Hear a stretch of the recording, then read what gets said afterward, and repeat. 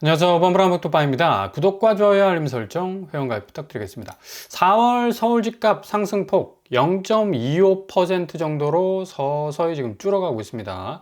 상승폭이 토제 해제되면서 엄청나게 다시 드라이브를 걸고 우상향 궤적으로 가는가 싶었더니만 토제 재지정되면서 다시 상승 여력이 줄어가고 있는 거죠.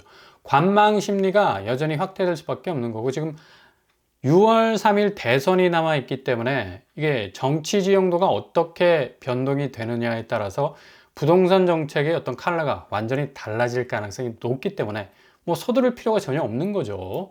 이런 상황에서 매매 가격 지수 변동률이 서울이 0.08에서 0.10, 거의 보합 수준에 가깝다라고 볼 수가 있겠고요. 일단 상승 여력이 이렇게 드라이브를 걸지 못한다는 건 앞으로 계속적으로 가격이 하방 압력을 받을 수밖에 없다는 사실을 고스란히 보여주고 있고요. 전국과 수도권, 지방 너나 할 것 없이 여전히 계속적인 행보 모습을 보여주고 있습니다.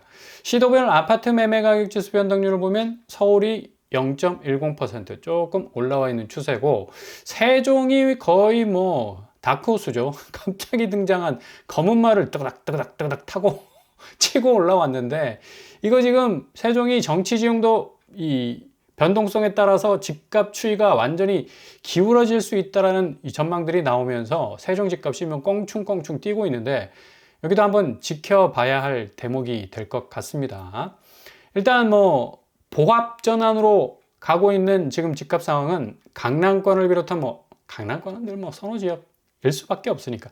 근데 현금 부자들이 기존의 집들을 다 처분하고 똘똘한 한 채로 갈아타는 지금 경향이 강하기 때문에 선호 지역에서의 상승세가 전체 상승세를 견인할 만한 여력은 별로 없다. 그리고 반대적으로 지방에서 세종시는 전국 시도 가운데 가장 높은 상승률을 지금 찍고 있다는 사실 고스란히 보여주고 있고요. 세종의 실거래가를 가만히 들여다보면 이런 또 이 우상향 궤적으로 가는 어떤 극단적 모습보다는 그래도 계속적으로 집값은 어느 정도 좀 행보하는 모습을 보여주고 있는 것 같습니다. 물론 하락폭은 좀 많이 줄었어요. 그럼에도 불구하고 36%, 42%, 43% 정도 빠지는 그런 어떤 모습도 보여주고 있기 때문에 역시 지표와 실거래가 현장 사이는 상당한 괴리감이 있구나 라는 것을 또 염두에 두셔야 되겠죠. 그리고 중요한 전세 가격 지수 변동률 꼼짝도 안 하고 있습니다. 꼼짝 마! 완전히 가두리에 딱 갇힌 것처럼 빠져나올 수 있는 아웃풋, 그러니까 전세가가 뭔가 팡 하고 터지면서 위로 치솟을 수 있는 어떤 분화구적인 출구가 없다는 얘기입니다. 지금 서울은 거의 보합 상태에 머물러 있고요. 수도권 역시 살짝 올라섰지만 이건 거의 보합이라고 보면 되겠고, 전국도 제로제로 하고 있는 걸 볼 수가 있습니다. 역시 세종이 전세가 부분에서 매매가가 치고 올라가니까 전세가도 같이 지금 따라가고 있는 형국인데, 이렇게 되다 보니까 지금 가장 주머니 속에 들어있는 바늘처럼 뭔가 돌아다니기는 하는데 찔끔찔끔 찌르는 그런 느낌이 들어. 바로 세종의 집값의 모습인데, 이렇게 계속 찌르다가 결국에 가서는 고점 물고 다시 도리뱅뱅 할 가능성이 굉장히 높습니다. 그래서 지금 전국의 주간 아파트 전세 가격 역시 보합 상태를 유지하고 있는 거고, 서울이 약간의 상승폭, 수도권도 소폭 올랐다고 하지만 이렇게 전세가가 지금 백업해주지 못한 상황에서는 매매가가 치고 올라갈 수 있는 그런 어떤 양상은 그닥 그렇게 크게 보이지 않는다라고 볼 수가 있고요. 세종 역시도 전세가가 그리 호락호락하지 않습니다. 그럼에도 불구하고 65% 이상, 50% 이상 빠지는 곳들도 많아요. 전세가가 30평대인데 3억 하는 곳이 있다는 얘기죠. 그만큼 지금 전세가, 매매가 굉장히 어떤 강성으로 올라가고 있는 듯 하지만, 이것도 역시 센트럴과 주변의 어떤 지역의 이 온도 차이가 분명히 있기 때문에 세종의 집값은 아무튼 잘 들여다 봐야 된다. 이러다가 이렇게 말달리기를 혼자 독주하다 보면 다시 규제 지역으로 또 묶일 수 있는 가능성도 있습니다. 결국에 가서는 투기 수요가 몰릴 수밖에 없기 때문에 그걸 차단하기 위한 규제 지역으로 발동이 될 가능성도 있다는 얘기죠. 매매 가격 변동률을 보더라도 서울은 0.10, 세종은 거의 마이너스 3.94, 2024년에 그런 모습 보이다가 0.52 정도로 껑충 뛰어버리는 그런 모습을 보여주고 있습니다. 서울보다 더 탄력성이 뛰어난 그런 어떤 모습을 보여주고 있는데, 그만큼 하락의 골이 깊었다가 다시 수면 위로 올라오는 모습들, 고스란히 보여주고 있고요. 전세 가격 변동률 역시도 서울이 1.31에서 0.48, 그리고 세종이 마이너스 3.86에서 0.05로 완전히 지금 뭐 2024년과 2025년 극단적인 모습을 보이고 있는 거야. 극단에는 뭐가 있다? 리스크가 있다. 그 리스크가 뭐다? 결국에 가서는 가격이 고점에 올랐다가 바로 또 추락할 수 있는, 추락하는 거에는 뭐가 없다? 날개가 없다는 얘기죠. 그만큼 안전장치가 별로 없을 수 있다라는 그런 이 맹점이 있기 때문에 세종 집값도 굉장히 좀 관심 있게 지켜봐야 할 대목입니다. 지금 뭐 성동구가 뭐 16억 올랐다고 하지만 이게 뭐 풍선 효과, 그러니까 강남구의 아파트 값이 쭉쭉 빠지면서 이게 토제 재지정의 어떤 그 영향 때문에 그 주변에 있는 마용성 쪽이 뭐 밀고 올라갈 수 있는 어떤 가격 상승세를 보인다고 하지만, 그러나 지금 뭐 전국 아파트 값이 재차 지금 하락하고 있는 추세이기 때문에 강남과 용산 인근 지역에서의 풍선 효과는 좀 제한적인 부분이 많다. 그만큼 앞으로 부동산 정책이 어떤 방향으로 바뀔지 모르는 불안정성, 또 여러 가지 변동성이 쫙 깔려 있기 때문에 뭐 장담하지 못한다는 얘기예요. 지금 오르는 게 그게 오름세가 아닐 수도 있다라는 얘기입니다. 만약에 뭐 정치 지형도가 바뀌면 뭐 집값이 폭등할 수 있다라는 불안 심리, 아니면 또 폭락할 수 있다는 또 여러 가지 공포 심리가 깔려 있는 것도 앞으로 공급적인 부분에서 공공분양 혹은 분상제 부활 같은 그런 어떤 좀 민감한 사안들이 어떻게 해결되느냐에 따라서 집값의 양상은 달라질 수가 있다라는 얘기죠. 서울의 지금 실거래가 현황을 보더라도 성동구가 뭐 16억 정도 올랐다고 하고 있죠. 그러나 그럼에도 불구하고 상당히 뭐 16%, 14%, 23% 쭉쭉 빠지는 그런 어떤 곳들이 많이 있습니다. 역시 뭐 지표와 실거래가 사이에 이 갭이 충분히 느껴지는 그런 어떤 양상이라고 볼 수가 있겠습니다.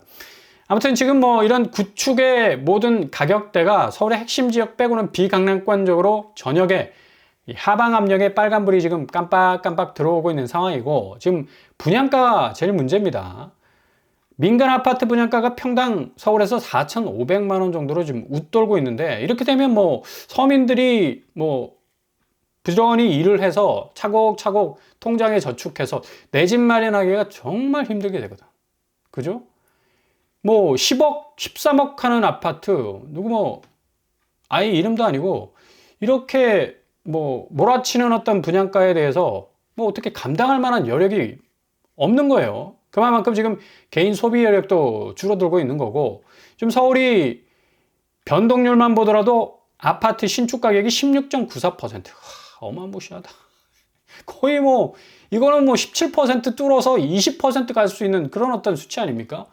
반면에 지방은 마이너스 11.82% 지금 찍고 있다고 하는데, 지방도 지금 만만치가 않아요. 부산과 대구 같은 경우는 거의 뭐 경기권, 그래도 핵심 입지에 해당되는 그런 어떤 가격대로 나오기 때문에 이것도 좀 약간은 지표와 현실 사이의 어떤 딜레이 현상이 있지 않는가라고 생각을 해볼 수가 있겠습니다. 그래서 2017년에 국토부가 이렇게 집값이 뭐 흔들흔들 거리니까 민간 택지 분양가 상한제를 부활을 시켰었습니다. 그러니까 공공 택지에서만 분양가 상한제가 있었는데 민간 분양도 분양가 상한제를 부활하겠다라는 그런 어떤 결론을 냈었죠. 이것 때문에 뭐 난리가 났었는데, 이게 좀 잘 시행이 됐었으면 결국에 집값을 제대로 좀 잡는데 굉장히 좀 공헌도를 좀 높일 수가 있었는데, 이게 조금 좀 왔다 갔다 하다 보니까 뭔가 좀 타이트하게 규제가 제대로 먹혀들지 않았습니다. 뭐 당시에 가격 상승률 2배 초과하거나 아니면 뭐 청약 경쟁률이 5대1을 초과하거나 지난해 동기 대비 20% 이상 증가한 그런 어떤 아파트 단지에 대해서는 정부가 언제든 분양가 통제에 나설 수 있었기 때문인데, 이게 지금 제대로 실행이 되지 못했던 건 뭐 워낙에 또 반발력이 또 심했기 때문에 민간 가격 통제하는 거 아니냐, 출구 없는 민간 분양가 상한제다, 서울 집값 잡을 수 있을까, 헛방이 될 가능성, 이런 뭐 역공이 계속해서 들어오니까 눈치 보느라고 분상제가 제대로 시행이 되지 못했던 그런 어떤 점이 있습니다. 무주택자에게는 굉장한 어떤 기회가 될 수가 있거든요. 인풋할 수 있는, 저비용으로 좀 들어갈 수 있는 내 집 마련의 입구가 될 수가 있는데, 지금 지역별 아파트값을 리딩하는 초록세권 단지 지금 뭐 50% 이상 뭐 계속적으로 상승률의 어떤 추이를 보여주고 있는 건데, 이거 분상제가 확실하게 적용이 되지 않으면 전혀 이런 아파트 손에 잡을 수 있는 기회가 없습니다. 그냥 뭐 날아가는 새지. 그냥 독수리가 하늘을 쫙 하고 그냥 날아가는데 그냥 바라볼 수밖에 없지 않습니까? 야, 멋있네. 와, 아파트 반짝반짝거리네. 그냥 랜드마크네. 하지만 거기에 단 한 평도 소유하지 못하는 그런 씁쓸함이 있을 수밖에 없는 거예요. 근데 이런 어떤 이 84제곱 최소 서울 조정이 12억, 10억 미만 아파트 드물다는 이런 어떤 고분양가 현상을 좀 뭔가 혁파하기 위해서는 무조건 분양가 상한제, 그것도 비강남권 지금 이 분양가 상한제가 풀리지 않았습니까? 적용해야 된다는 얘기입니다. 서울 아파트 분양가가 1년간 뭐 17% 상승해서 평당 4,500만 원을 뛰어넘는데 이거 계속적으로 지속이 되다 보면 수요가 완전히 손절칠 수밖에 없는 겁니다. 누가 대출받아서 무리하게 대출받아서 이 고가의 집을 살려고 하겠습니까? 민간 택지 분양가 상한제 부활이 뭐 본격적으로 시작이 되면 뭐 당시에 이렇게 뭐 스타트를 끊으면서 2020년 주변보다 뭐 반값에 해당하는 신축 아파트들이 많이 들어서면서 청약 경쟁률이 뭐 어마무시했죠. 물론 건설사들이 뭐 징징거렸습니다. 이 뭐 원가도 안 되는 이런 분양가 가지고 우리가 어떻게 수익률 이거 마진 안 남는다 뭐 그런 어떤 이 앓는 소리를 했지만 결국에 와서는 다 이 수익률 부분에서는 대박을 쳤었어요. 그러니까 분상제가 건설사들의 어떤 이익을 축소하는 것이 아니라 계속적인 어떤 제너레이터 역할을 했다는 얘기입니다. 분양을 계속적으로 가속화할 수 있고 공급을 확대할 수 있는, 그리고 뭐 징징거리는 어떤 이 건설사들의 그 볼멘 소리를 좀 달래기 위해서 인센티브 그런 어떤 요소도 줬고요. 뭐 분상제 지금 실시 안 해도 공급은 이미 수요 손절로 뭐 미분양, 악성 미분양으로 가고 있지 않습니까? 그래서 분상제 부활로 인해서 정부의 좀 효율적인 가격 유인이 필요하다는 얘기입니다. 그래서 이렇게 분상제가 본격적으로 부활하게 되면 무주택자의 청약 통장은 굉장히 어떤 기회의 브릿지, 다리가 될 수가, 오작교가 될 수가 있다는 얘기입니다.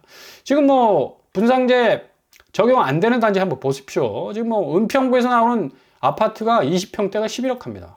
기가 찰 오르시지. 그리고 구로구에서 나오는 그런 아파트도 20평대가 10억 가까이 돼요. 9억 8천. 정말 이거 해야 되냐 말아야 되냐 고민할 필요가 없어. 이런 데는 그냥 아니 뭐 현금 자체가 없는데 어떻게 셧다운 해야지. 그리고 뭐 북수원, 수원 아닙니까? 근데 34평이 14억 6천이야. 와, 이거 디에트르 덜리체 2차 어마무시하죠. 근데 이번에 입주자 모집 공고를 본격적으로 낸 동탄 포레파크 자이언프루죠 33평에 5억 8천 합니다. 이 가격대 보십시오. 같은 경기권인데 그죠? 거의 10억 차이가 나잖아. 그래서 이 분상제가 중요하다니까요. 반드시 분상제가 다시 부활할 그런 어떤 여지가 충분히 있다는 얘기죠. 1121세대 국민 이 평형이니까 많은 사람들이 지원할 수 있는 그런 어떤 기회가 있지 않습니까? 그리고 동탄숲 꿈의 숲 자연앤 데스양 역시도 여기도 분양가 상한제 딱 적용이 되니까 5억밖에 안 하잖아. 34평에. 밖에는 아니지만 5억도 좀 비싸지만 옛날에는 뭐 동탄은 뭐 3억 하지 않았습니까?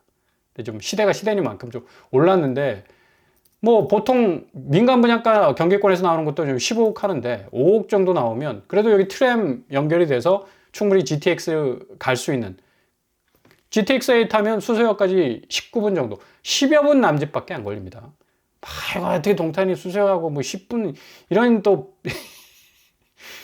반대 의견을 제시하는 분들도 계시는데, 부동산은 일단 교통 환경이 어느 정도 거미줄망을 좀 형성을 하게 된다면 충분히 입지적으로 내가 빨려 들어갈 수 있는 그런 어떤 장점이 있잖아요. 그런 어떤 인접성을 좀 생각을 하셔야 된다는 얘기입니다. 수서역까지 10여 분 남짓, 분양가 상한제가 어느 정도 적용이 되고 링크되는 교통 환경에 따라서 입지가 자연스럽게 편입이 되잖아. 그러니까 부동산에서 이런 이해가 굉장히 중요한 건데, 그만큼 분상제의 힘은 주변 가격을 좀 잠재울 수가 있습니다. 특히 지금 나오는 고분양가. 제일 중요한 건 내 집 마련에서 인풋은 제일 좀 저렴해야 될 거 아닙니까? 그리고 아웃풋은 가치 확장 능력이 좀 강해져야 되고 든든한 자산을 좀 어느 정도 깔고 있어야죠. 기본 투기 소유를 요소를 좀 배제하고 무주택자들이 누릴 수 있는 특권이 좀 확대될 필요가 있는데, 이거 분상제가 싸그리 다 없어져 버렸으니까 청약의 어떤 실익이 하나도 없는 거야. 그러니까 청약의 실익이 무주택자에게 적용이 될 수 있는 그쪽으로 좀 방향이 이동돼야 된다는 얘기죠. 뭐 9월부터 예금 보호 한도를 뭐 5천만 원에서 1억 원 상향한다고 하는데, 이게 예금, 현금 자산 보호도 중요하지만 내 집 가치의 보존도 굉장히 중요한 거 아니겠습니까? 지금처럼 고점 분양가가 주변 시세 무시하고 뭐 2배 더블업해서 나온다면 이거 결국에 가서는 주변 시세 폭락해, 그 아파트 가치도 폭락해, 똑같이 손잡고 자산가치 붕괴 시대가 올 수가 있습니다. 어느 정도 좀 또이또이 될 수 있는 가치 함수 관계가 필요한 거 아니겠습니까? 지금 환율 부분도 지금 뭐 굉장히 불안정한 상태고, 원화도 뭐 절상 압박을 받고 있는데, 달러 인덱스 지금 뭐 100으로 지금 꺾여 들어가고 있죠. 지금 원화 절상이 그렇게 반갑지만은 않은 것은 일본이 평가 절상하면서 30년간 경기 침체를 겪었습니다. 한국 역시도 평가 절상하면서 결국 1997년 외환위기 경험했어요. 굉장한 어떤 위기가 올 수 있는 그런 중요한 또 포인트가 될 수가 있다는 얘기죠. 그래서 무역 협정이 얼마나 잘 해결되느냐, 이 관망세 정말 중요한 것 같고요. 환율이 달러는 낮아지고 원화가 높아지면 수출에 굉장히 불리해지지. 수출이 소비 여력의 가늠자가 되는 나라가 대한민국 아니겠습니까? 결국 아파트 시장엔 수요자들의 선택의 폭이 점점 좁아질 수밖에 없어. 그래서 분상제 등등 대대적인 무주택자들을 위한 정책이 없다면 결국에 가선 부동산 시장 완전히 쪽박차게 됩니다. 겨울왕국이 될 가능성도 높다는 얘기죠. 아마도 6월 이후에 정치 지형도가 어떻게 변화되느냐에 따라서 분명한 어떤 부동산의 분기점이 생기게 될 것 같습니다. 잘 지켜보시면서 기회를 노리실 수 있길 바랍니다.